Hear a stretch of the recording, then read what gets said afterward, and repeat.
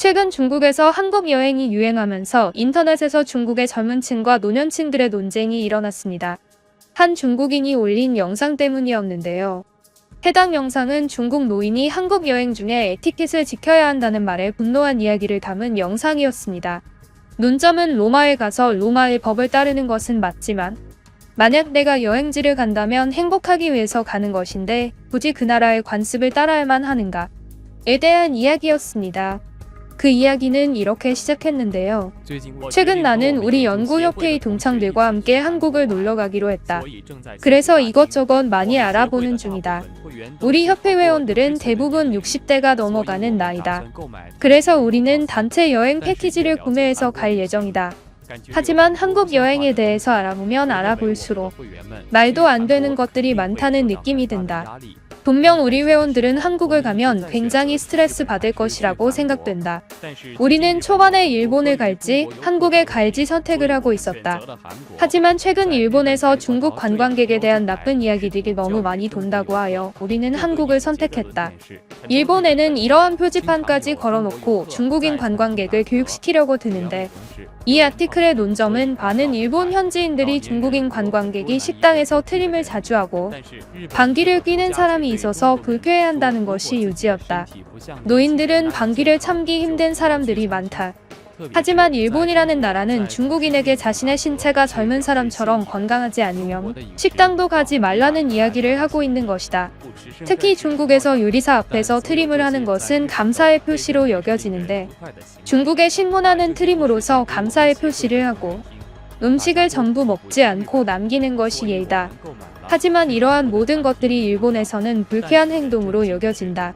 이러한 이야기를 우리 협회 회원들에게 이야기했더니 모두가 일본에 가지 않는 것에 동의했다.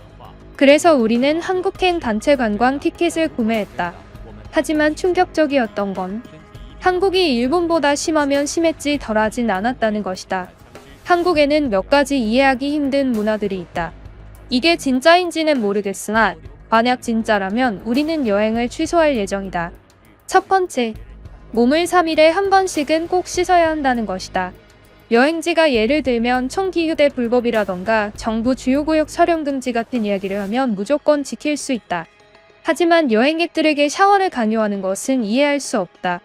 이것은 개인의 영역이지 다른 사람이 판단할 영역이 절대로 아니다. 하지만 여전히 한국인들은 중국인에게 최소 3일에 한 번 몸을 씻는 것을 강요하고 있다. 한국은 불교보다는 기독교적인 색깔이 강한 나라다. 아무래도 기독교의 세례 문화가 한국에 깊숙이 자리 잡은 것이 아닌가 싶다. 두 번째는 한국에서는 대부분 핸드폰을 매너 모드로 해야 한다는 것. 이건 정말 이해할 수가 없다. 지하철이나 공공장소에서는 스피커폰으로 전화 통화를 하면 안 된다고 한다. 최근에 놀란 것이 있는데 한국의 공공장소에서는 대부분의 사람들이 이어폰을 끼고 다닌다. 노래도 절대 밖으로 크게 틀어서는 안 된다고 한다. 한국에서 핸드폰을 살 땐 소리가 나오는 기능이 쓸모가 없어지는 것이다. 그럴 거면 핸드폰에 소리나는 기능을 왜 넣은 것인가? 세 번째는 호텔이라던가 아파트에서 걸어 다닐 때에는 사뿐사뿐 걸어야 한다는 것. 집에서 절대 달려서는 안 된다고 한다. 이건 아무래도 거짓이 아닌가 싶다. 이 사람들의 말은 내가 집안에서 달리거나 뒤꿈치로 걸어 다니면 아래층에 소리가 난다는 것이 이유인데 그러면 아래층이 피해를 본다는 것이다. 도대체 걸어 다니는 소리가 왜 피해가 간다는 것인지 모르겠다. 나는 지금 중국집에 있지만 이 순간에도 나는 위층에서 걷는 소리가 크게 들린다. 전혀 피해받는다고 생각되지 않는다. 네 번째는 첫 번째에서 말하는 것과 어떻게 보면 이어진다. 한국인들은 후각에 굉장히 예민하기 때문에 내 몸에 무언가를 뿌리는 것이 좋다고 한다. 도대체 내가 여행을 가서 그런 짓을 왜 해야 하는지 모르겠다. 한국인들은 옷을 빨 때에도 옷에 향기가 나는 무언가를 첨가한다고 한다. 한국인들이 쓰는 세제에도 향기가 첨가되어 있다고 하는데 나는 아무래도 한국인들의 후각은 비정상적으로 과하게 발달한 것 같다는 생각이 든다. 한국인들은 겨드랑이에서 냄새가 나지 않는다는 소문이 돈다. 이건 말도 안 되는 소리로. 우리 협회에는 생물학 박사가 있어서 그 생물학 박사에게 물어봤는데 원래 모든 인간의 겨드랑이에는 취선이라는 것이 있다. 만약 그것이 정상적으로 작동을 하지 않는다면 그것은 돌연변이거나 정상적이지 못한 개체라고 이야기한다. 아마 한국인들은 오래전에 무언가 돌연변이어 되어서 겨드랑이에서 냄새가 나지 않는 것인가 싶다. 한국 사람들은 냄새에 민감하지만 향수는 엄청 과하게 쓴다. 거리에는 향수를 파는 곳이 넘쳐난다. 고기를 먹은 사람들은 몸에서 고기 냄새가 난다고 몸에다 이상한 것을 뿌린다고 한다. 고기 냄새가 안 좋은 냄새라니. 도대체 이 나라 문화는 아무리 봐도 이해하기 힘들다. 5번째. 한국에는 노상방뇨를 하면 벌금을 낸다고 한다.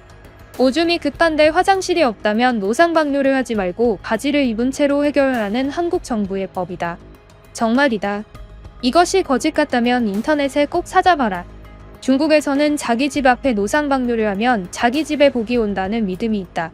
하지만 한국에서 노상방뇨는 더러운 것으로만 취급된다.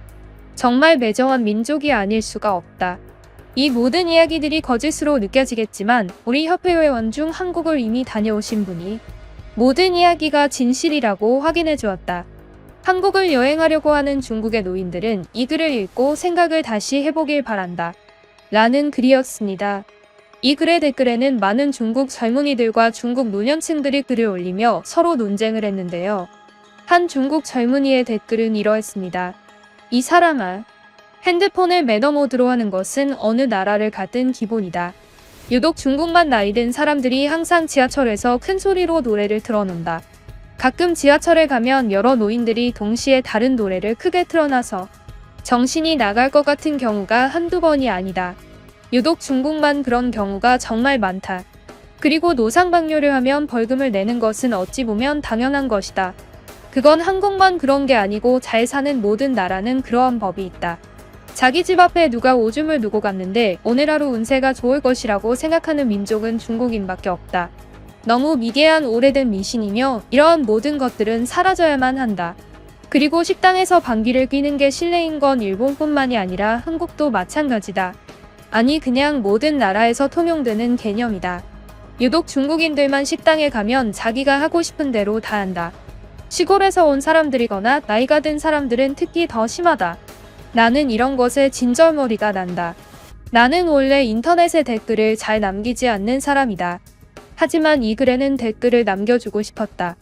이미 당신은 중국에서 너무나도 오래 살았고 나이를 많이 먹어서 고쳐질 거라고 믿진 않는다. 하지만 여행지를 가면 그 나라의 법을 따르는 것은 당연한 거다. 나 하나 좋자고 맘대로 설치는 중국인들 때문에 전 세계적으로 중국인에 대한 이미지가 안 좋아졌다. 당신들이 그렇게 행동하면 결국 피해를 보는 것은 젊은 층이다. 중국인들은 젊은 층에 대한 예의가 없다. 한국과 중국의 가장 큰 차이점은 한국의 노인들은 한국을 부흥시키기 위해 자기 인생을 다 바친 사람들이고 중국의 노인들은 나라를 위해서 지금까지 한 게 없다는 것이다. 중국의 고유 문화를 모두 없애버리고 공산당만을 따르는 것이 가장 소중한 가치라고 교육하는 것이 전부다. 당신들은 절대 고쳐질 수가 없다. 나는 현재 미국 아이비리그 대학교에서 세계사를 공부하고 있다. 중국에서 배우는 세계사는 미국에서 배우는 세계사와 너무 많이 다르다. 당신들은 모두 세뇌된 것이다. 만약 이번에 한국에 간다면 제발 좋은 영향을 좀 받고 배우려는 자세로 겸손하게 다녀오길 바란다. 라는 한 중국 젊은이의 댓글도 볼 수 있었습니다. 이 댓글에는 분노한 한 중국인 노인의 댓글도 달렸는데요. 해당 댓글은 이러했습니다. 젊은이의 댓글을 보고 분노를 참을 수가 없다. 요즘 젊은 중국인들은 모두 노인을 무시한다. 그들은 우리 세대가 중국 고유의 문화를 전부 없애버렸다는 이야기를 밥 먹듯이 한다. 그래놓고 이제는 다른 나라의 노인들을 높게 평가하고 있다. 가까이서 보면 비극이고 멀리서 볼 때의 희극이라는 말이 있다. 중국 노인들이 가까운 데에서 살기 때문에 안 좋은 것만 보고 있는 것이다. 한국 노인들은 전쟁이라던가 빠른 발전을 해낸 사람들로 멋지게 보일 수는 있겠지. 하지만 그들도 쓰레기를 바닥에 버리고 오래된 미신 문화를 가지고 있을 것이고 뭔가 안 좋은 것들이 많이 있을 거다. 하지만 너희들이 그것을 못 보는 이유는 실제로 가까이에서 그들의 인생을 본 적이 없기 때문이다. 너희들은 지금 너무 배가 불렀다. 최고의 공산당의 정치 아래에서 행복하게만 살아왔기 때문이다. 한국의 젊은이들은 당신들보다 훨씬 가난하고 힘들게 살아오고 있다. 중국이 이렇게 대국이 될 수 있고 매 끼니 굶지 않은 삶을 살 수 있는 것은 모두 우리 덕분이다. 그것을 잊어서는 안 된다. 요즘은 텔레비전이 중국 젊은이들에게 이상한 세뇌를 시키고 있다. 축구를 보는 사람들은 온통 한국인 선수 손흥민 얘기만 하고 있고, 여성들은 모두 방탄소년단에 미쳐 있다. 방탄소년단의 생일이면 교통이 막힐 정도로 도시 한가운데에서 생일 파티를 한다. 정작 방탄소년단 본인은 중국에 오지도 않는데 말이다. 이것이 정상적인 사회라고 할 수 있을까? 라는 한 중국 노인의 댓글을 볼 수 있었습니다. 이러한 논쟁에 대해서 구독자 여러분들은 어떻게 생각하시나요? 한 중국인 노인이 한국에서 저지른 큰 실수가 SNS상에서 화제가 되었는데요. 그 영상에 대해서는 다음 영상에서 알려드리도록 하겠습니다. 구독을 누르고 기다려주시면 영상을 볼 수 있으십니다. 그럼 지금까지 뉴스품의 안기자였습니다. 감사합니다.